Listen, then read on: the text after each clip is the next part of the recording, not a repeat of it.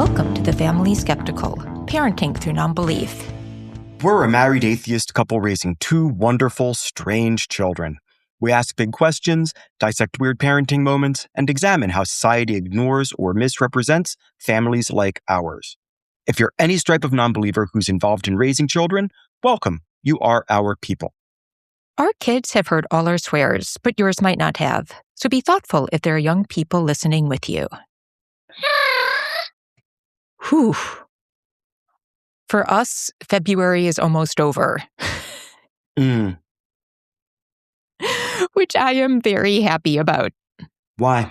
I think I braced myself knowing how hard January would be and then overestimated how much I was going to be able to do in February. Is this work-wise?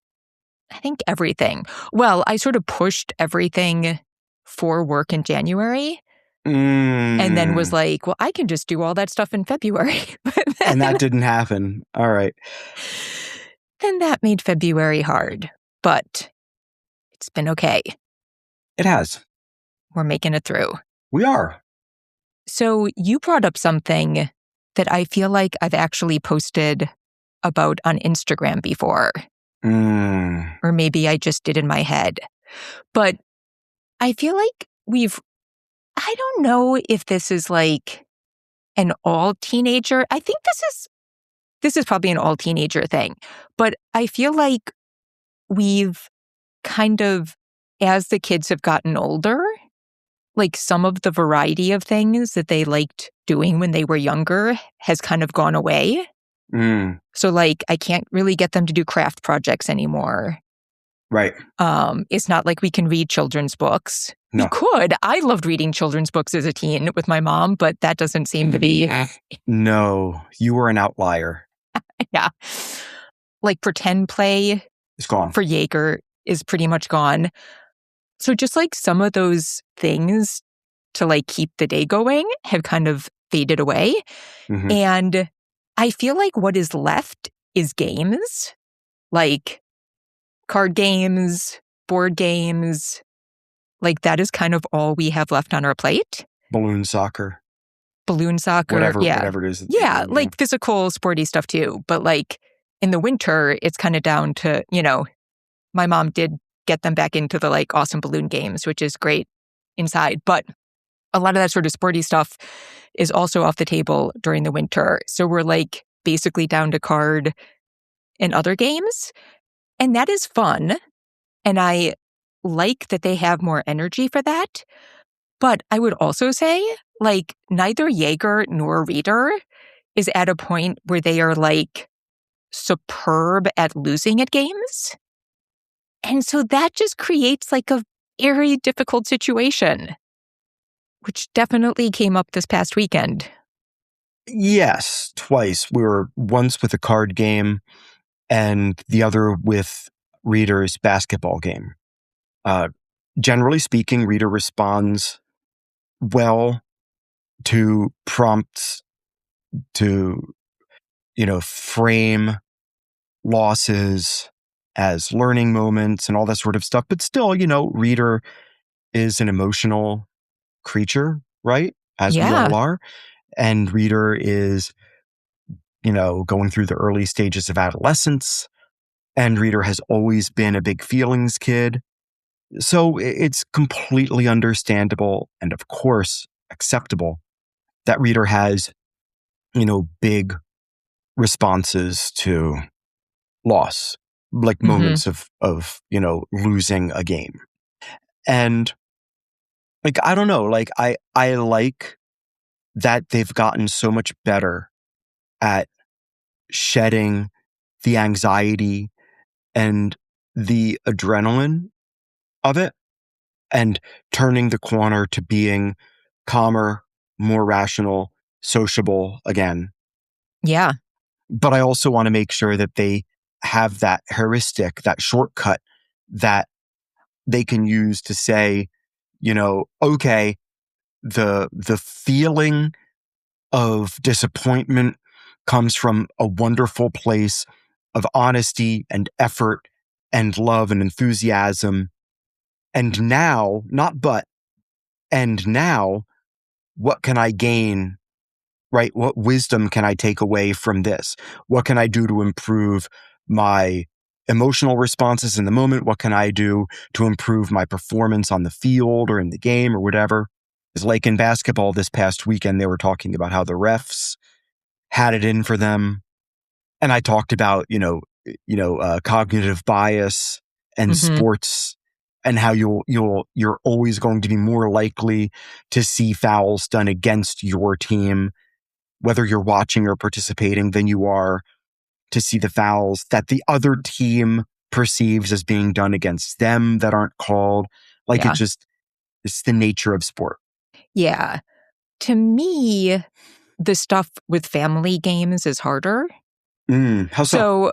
So like, it's been interesting with Jaeger, because like they've been really into Pacific Rim. As they should be. And he got a game like Great based franchise. on Pacific Rim, which is exceptionally hard to play. But it is a very cool game. It is. I still don't understand it, but we play it. Okay. And he has done an amazing job being okay when he loses. And I'm not sure why, because he cares about it so much. Right, because he just likes playing it. He likes being in that world so much that any interaction with that world is time well spent. So he can be like that. On the other hand, like there's this game Qwirkle. If you haven't, dear heavens. I love Qwirkle. He shuts down when he loses in Qwirkle. There was one time where he didn't win, and then he was just like, I'm done.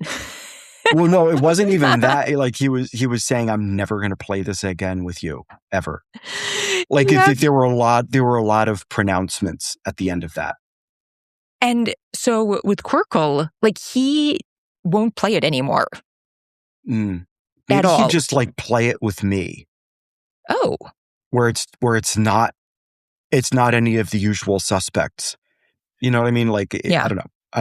I'll ask. It's a great game. It's just like beautiful game. It is one of the coolest games. You like match shapes and colors, and it had like, it's so satisfying, but it really is a wonderful game. He is done with it. So there's like, we should get sponsorship for that. Qwirkle, Qwirkle. So I feel like, right now, for him, it's a little bit like one side or the other. And then there's some stuff where it's like, it's not his favorite thing and you kind of have to convince him. But with Reader, it's been a little bit different with games in the family. Yeah. Yeah, for sure. They very much are different children, but this is one way where it's really pronounced. Jaeger doesn't like losing as much as the next person, but Reader really takes it to heart in a way that is a blessing and a curse. You know, there's a certain amount of effort you put into performance that, it extends to the pride that you take in your performance. How you value the activity in your life. And so in some ways, I don't want to come down too hard on them, because I want them to feel like that impulse to take things seriously, regardless of how other people might value that activity in their own lives. However, Reader chooses to value an activity in their life is totally up to them. Right? So like, I want to help foster this agnostic sensibility, or it doesn't matter where in their life they apply it. But at the same time, when we're playing like a family game, like it's called a normal card game, and it is so much fun. Reader, because these games go on for a while, Reader, twice now, has gotten so invested in the outcome that when they lose, even if they rally and bring it back and perform well, but just happen to lose because of chance.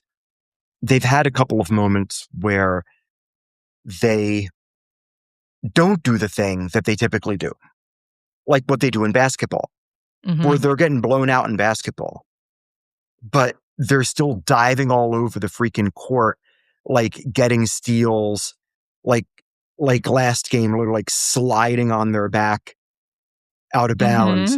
It was like, it's wild how much effort they put into things. And I love that. And I don't ever want to like squash that enthusiasm or convince them that they shouldn't trust themselves when it comes to where they apply that enthusiasm. That's just part of life, is figuring out, what you value. So I'm not going to tell them when and how to do it. I just would encourage them to maybe frame things in a healthy and productive way, because I love playing games with them, except for the fact that I'm constantly looking over my shoulder, waiting for that other shoe to drop. Yeah. And that when something goes sideways and they start slamming things and throwing things, and it's not the same kid as the one whose team could be getting blown out in a game of basketball, where they are really exerting themselves and like building up all that adrenaline. It feels like there's huge disconnect, because if anything, the experience where there's this huge physical expenditure and this rush of adrenaline should be the one where, when they don't get a desired outcome, that's when they should be like throwing shit. They should be taking their shoes off and throwing them at the door, whatever, like something that's more pronounced than what we get in basketball, which is them all smiles typically, and they're like learning from the experience and be like, yeah, we got killed, but I'm really proud of how I did. But in like a card game, I don't know, maybe it's like the fact that they don't have that ability to expend nervous energy. Oh. Maybe if while we're playing a tense card game that we break every, 10 or 15 minutes, and we have them like go do 10 burpees or 50 burpees or whatever. I don't know. Like, maybe that's what it is, come to think of it. I mean, but I have a different... It's a weird disparity is all I'm saying. I have not been able to figure it out. I have a different idea. Please. It's that they're playing against their sibling. I truly... Or a parent. Or a parent. I think there's something... Could be. More Could be challenging. Because they also flip out when they're playing video games sometimes. That's and they're true. playing against randos. Yeah. I don't know. It's worth investigating. I'm not going to pretend like I have the answers. And I'm also not going to sit here and say whatever answer I do figure out, if I do ever at all, is some sort of like blanket suggestion that I would make to another parent. Like, every kid is obviously, we know as parents collectively, so different. Yeah. And there is no one size fits all. But I do have to say, I am looking forward to the time where this gets a little bit less difficult, just on the emotional side. Yeah. So, yeah. But yeah, maybe it's all about the burpees. Maybe it is.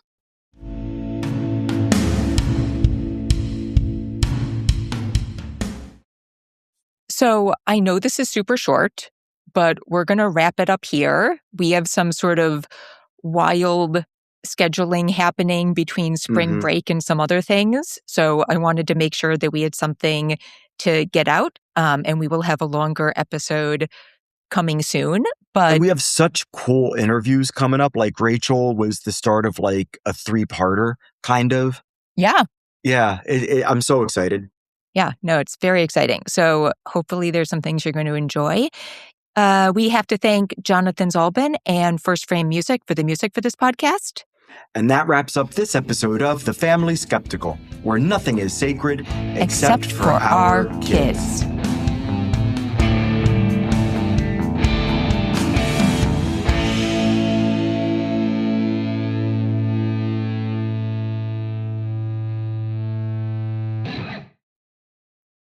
Okay.